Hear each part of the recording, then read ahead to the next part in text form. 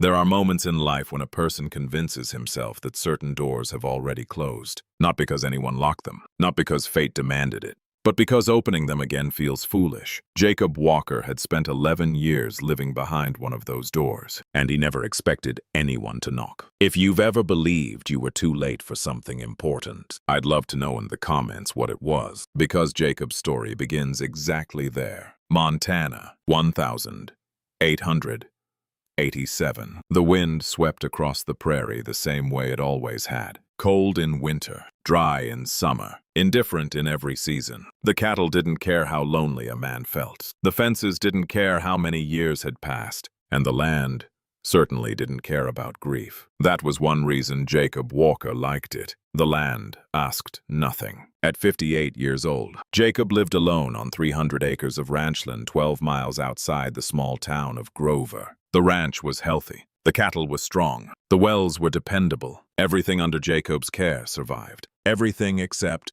perhaps, Jacob himself. Not physically. He was still strong enough to mend fences, break horses, and work from sunrise until dark. But something quieter had faded over the years. Something harder to notice. His wife Margaret had died 11 years earlier. A long illness. 3 difficult months. Enough time to hope. Enough time to pray. Enough time to watch hope disappear anyway. After the funeral came work. Then more work. Then routine. Then silence. Eventually silence became normal. And normal became permanent. At least that's what Jacob believed. Every Thursday he rode into Grover for supplies. Every Sunday he sat alone in church. Every evening he returned to the same house. The same porch. The same empty chair across the table. The same dog waiting by the door. Porter never complained. The old shepherd seemed perfectly content, simply existing near Jacob. Some days Jacob suspected Porter was the only creature in the world who truly understood him. Porter certainly understood when Jacob was pretending.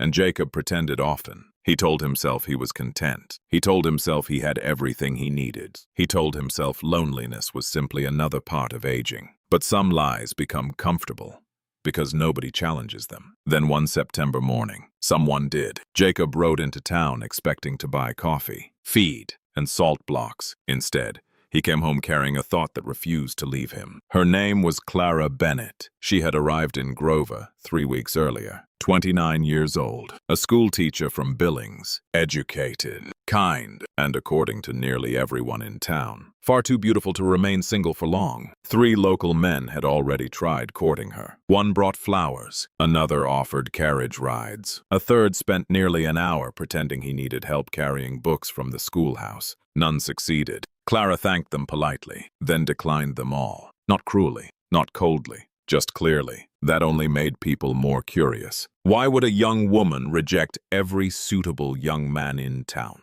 Nobody knew, and Clara wasn't explaining. Jacob knew even less. He barely noticed town gossip. He lived too far away and cared too little. The first time he saw Clara was outside the schoolhouse. She stood on the steps holding a stack of books against her chest. The afternoon sun caught strands of dark hair escaping beneath her hat. She looked younger than he expected, younger than anyone had described. Jacob intended to ride past. Then she spoke. "Excuse me." Her voice stopped him. "Would you happen to know someone who repairs stoves?" Jacob turned his horse. She smiled politely. "The school stove has been smoking for a week. The children are freezing every morning." Jacob considered the question. "Tom Briggs, the hardware store." He nodded. "Tell him Jacob Walker sent you. Will that help? He'll charge less." The corner of her mouth lifted. "Then I appreciate the recommendation." A brief pause followed. "I'm Clara Bennett. I know." The answer surprised her. Then Jacob added, "Jacob Walker. I know." For a second, they simply looked at each other. Not flirting, not smiling, just looking. Then Jacob tipped his hat and rode away. The entire conversation lasted less than half a minute. Yet that night he remembered every word, every pause, every expression, every detail, which was unusual. Jacob rarely remembered conversations, especially not with strangers. Porter noticed. Dogs always notice. The old shepherd followed Jacob around the house all evening, with the expression of someone quietly collecting evidence. 3 days later, Jacob found himself asking Tom Briggs whether the stove had been repaired. Tom's grin appeared immediately. "Already fixed. Good. Anything else you'd like to know? No, nothing at all. Jacob bought his coffee and left. Tom laughed all the way to the door. Jacob ignored him, or tried to. 2 weeks later, Clara appeared at the ranch. A student had been missing classes. The boy lived nearby. Clara visited families personally whenever children stopped attending school. On her way back, she noticed Jacob repairing a gate. She stopped her horse. "Your fences are impressive." Jacob looked up. "Thank you. Thomas says you taught him how to ride. His father asked me to. He also says you're patient. With horses." Clara smiled. "Only horses. Mostly." She laughed. Not the polite laugh people use to fill silence. A genuine one. Quick, warm, unexpected. Something about it lingered. Jacob couldn't explain why. They spoke for 20 minutes. About winter, about cattle, about school, about nothing important. And yet after she left, the afternoon felt different, as though someone had opened a window inside a room he hadn't realized was closed. Have you ever met someone who changed the entire mood of a day without doing anything dramatic? If you have, tell me about it below, because Jacob Walker was beginning to discover how powerful that can be. 2 weeks later, Clara returned, this time carrying a book she thought might interest him. A cattle management guide from the school library. Jacob had already read it years earlier, twice, yet he accepted it anyway. And when she left, he reread the entire thing. Not because the information was new, because the person who handed it to him mattered, though he wasn't ready to admit that yet. The third visit arrived in late October. Without thinking, Jacob poured 2 cups of coffee. Only after setting them on the table did he realize what he had done. For several seconds he stared at the second cup, then looked away. When Clara arrived, she noticed immediately. She looked at the 2 cups, then at Jacob, then back at the cups. She said nothing. Jacob said nothing. Porter walked into the kitchen, looked at both humans, then immediately walked back outside. "Smart dog," Clara said. "Yes. What's he know?" Jacob stared into his coffee. When to leave a room. For the first time, Clara laughed so hard she nearly spilled her cup. And Jacob almost smiled. Almost. Neither of them knew it then. But half of Grover County was already talking. And before winter arrived, everyone would have an opinion about what was happening between the lonely rancher and the young schoolteacher, including Jacob himself, especially Jacob himself. By early November, Grover had decided something was happening. Whether Jacob and Clara agreed with that assessment seemed largely irrelevant. Small towns are remarkably efficient at noticing patterns, especially when those patterns involve a young schoolteacher and a widowed rancher who suddenly found reasons to see each other every week. The Tuesday visits became a topic of discussion at the feed store, at church, at the post office, even at the barber shop. Everyone had a theory. Most of them were wrong. Martha Holt, who had known Jacob since he was a teenager, thought the entire situation was long overdue. "That man has been alone long enough," she declared repeatedly. 11 years is enough silence for anybody. Others were less enthusiastic. Some questioned the age difference. Some questioned Clara's intentions. A few questioned Jacob's judgment, and one person in particular questioned everything. Franklin Pierce Jr., 26, successful, handsome, confident. The same man whose flowers had ended up decorating Clara's classroom instead of her home. Franklin had never taken rejection particularly well. Not because Clara had embarrassed him, because she hadn't. She had simply chosen not to choose him. That bothered him far more. One Thursday afternoon, he found Jacob loading feed sacks onto his wagon. "I hear Miss Bennett spends quite a bit of time out at your ranch." Jacob continued lifting a sack. "She visits several families. Twice every week." Jacob set the sack down, then looked at him. The silence lasted long enough to become uncomfortable. Finally, Jacob spoke. "Have a good afternoon, Franklin." Then he climbed under the wagon and left. Franklin remained standing in the dust, angrier than before. Jacob told himself the conversation meant nothing. Porter disagreed. That evening, the dog refused to leave Jacob's side. Whenever Porter behaved that way, it usually meant Jacob was lying to himself. The problem was becoming harder to ignore, because every Tuesday now carried anticipation, and anticipation was dangerous. At 58 years old, Jacob had forgotten what anticipation felt like. The sound of hooves approaching the ranch road, a familiar figure riding through the gate,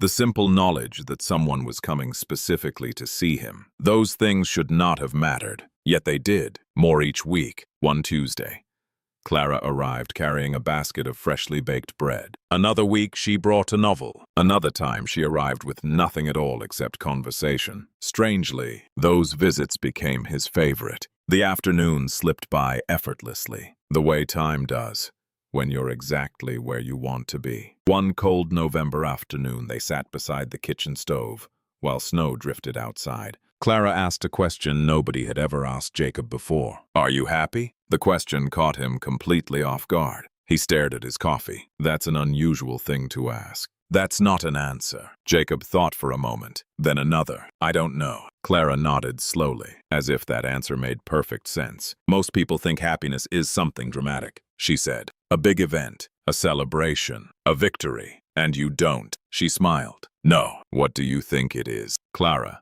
looked around the kitchen. At the moment, he waited. "This," Jacob frowned. "This, a warm room, coffee, honest conversation, snow outside." She shrugged. "Seems like a good afternoon to me," for reasons he couldn't explain. That answer stayed with him long after she left. The following week, he found himself watching the road almost an hour before she normally arrived. When he realized what he was doing, he felt ridiculous. Porter merely looked at him. The dog had stopped pretending this wasn't obvious. By December, winter settled fully over Montana. The mountains turned white. The mornings arrived colder, the evenings darker, and yet Jacob's house somehow felt warmer than it had in years. Not because of the stove, because of Clara. One Tuesday, she arrived carrying no books, no basket, no practical reason at all. Just herself. They drank coffee, talked about nothing important, then walked together toward the eastern fence, where the land stretched all the way to the distant mountains. The sunset painted the snow-covered peaks gold and pink. For a long time, neither spoke. The silence between them had become comfortable. Not empty, comfortable. There is a difference. Then Jacob made a mistake, the kind made by people who care deeply and become frightened by it. He cleared his throat. "Clara." She turned toward him. "I need to tell you something." Her expression softened. "All right." Jacob stared towards the mountains. Not at her. That made it easier. At least he thought it would. "You should spend your Tuesdays differently." The smile disappeared from Clara's face. "What does that mean?" "You should be with people your own age." The words came out harder than intended. "You're 29. He swallowed. "I'm 58. The wind moved across the prairie. Neither spoke. Then Clara folded her arms. "Is that what this is about?" Jacob nodded. "You deserve more than an old rancher." The sentence had lived inside his head for weeks. Now that it was finally spoken aloud, it sounded even worse. You deserve someone younger, someone who can give you a future, someone who doesn't come with decades of history, someone who isn't already near the end of his story. Clara stared at him, not hurt,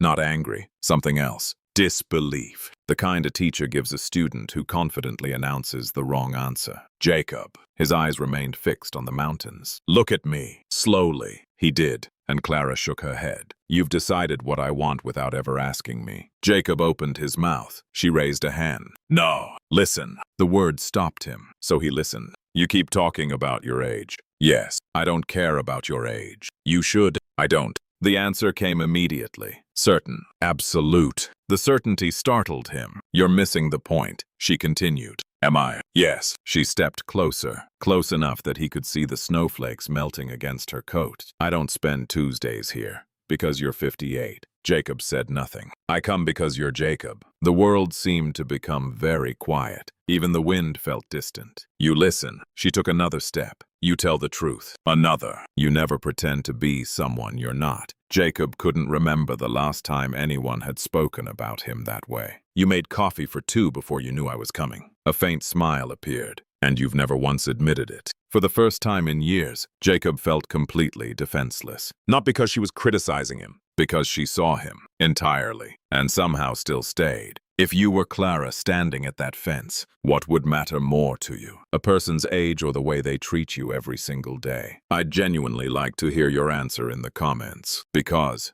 Jacob was about to learn the difference between those two things. Before we continue, if you're enjoying this journey of quiet love, second chances, and frontier life, take a moment to like the video and subscribe to USA West Stories. And tell us where you're watching from today. I always love seeing how far these stories travel. Then Clara said the words that changed everything. The words Jacob would remember for the rest of his life. She looked directly into his eyes and spoke softly. To me, you're exactly right. For several seconds, he couldn't answer, couldn't move, couldn't think. 11 years of loneliness, 11 years of certainty, 11 years of believing life had already decided his future. All of it suddenly felt less solid than before, as if a door he had sealed shut long ago had quietly begun opening again. And for the first time in years, Jacob Walker was afraid, not of losing something, of hoping for it. Jacob did not answer immediately. That was never how he handled important things. Some men made decisions quickly. Jacob Walker inspected them from every angle first. The problem was that Clara's words had left him with nothing practical to inspect. She wasn't talking about numbers, or years, or logic. She was talking about something far more dangerous. The truth. And the truth followed him everywhere after that afternoon. Back to the house, back to the barn, back to the fields, even into sleep. For 11 years, Jacob had believed his future was already settled. Now he wasn't sure. Porter sensed the change immediately. The old dog spent the next several days watching Jacob with the expression of someone supervising a difficult project. One evening, Jacob sat on the porch while snow drifted across the pasture. Porter settled beside him. "I'm thinking." The dog remained silent. "I know what you're going to say." Porter blinked. "Yes, I know you can't actually talk." The dog continued staring. Jacob sighed. "But somehow you always look disappointed anyway." Porter rested his head on Jacob's boot. The conversation, strange as it was, helped, because Jacob finally admitted something to himself. The fear wasn't the age difference.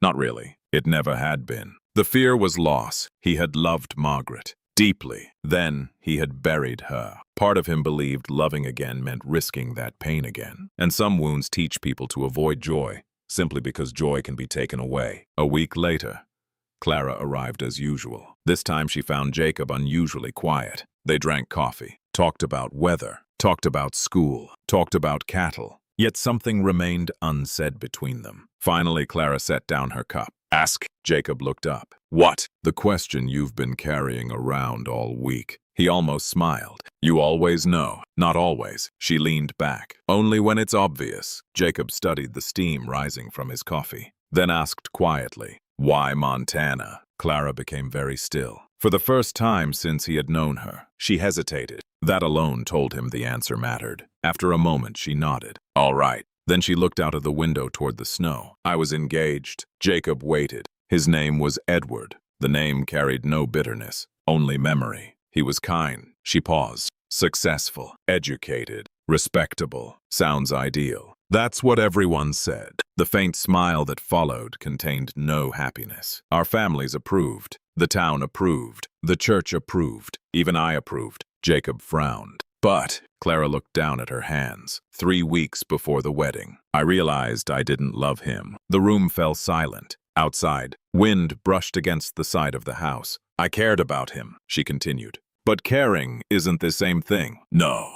She shook her head. "Everyone kept telling me how fortunate I was. Maybe they were right. Maybe." Her eyes lifted to his. "But every morning I woke up feeling like I was walking toward someone else's life." Jacob understood that feeling more than he expected. "I couldn't do it. So you ended it." "I did." 3 weeks before the wedding. She laughed softly. "People were not pleased." "I imagine not. Some never forgave me." Jacob nodded. "That sounded about right. Then why come here?" Clara's answer came immediately. To find something real. The words settled between them. Simple, honest, dangerously honest. "And did you?" For several seconds, she simply looked at him, then smiled. "Yes." Jacob's heartbeat suddenly became very difficult to ignore. That night he barely slept. Not because of uncertainty, because certainty was beginning to appear, and certainty frightened him more. For 3 days he wrestled with it. 3 days of arguments, 3 days of reasons, 3 days of trying to convince himself that Clara deserved someone else, someone younger, someone easier, someone safer. The problem was that every argument ended the same way. Clara had already heard them and rejected them all. On the 4th morning, Jacob visited Margaret's grave. Snow covered the ground around the small cemetery outside town.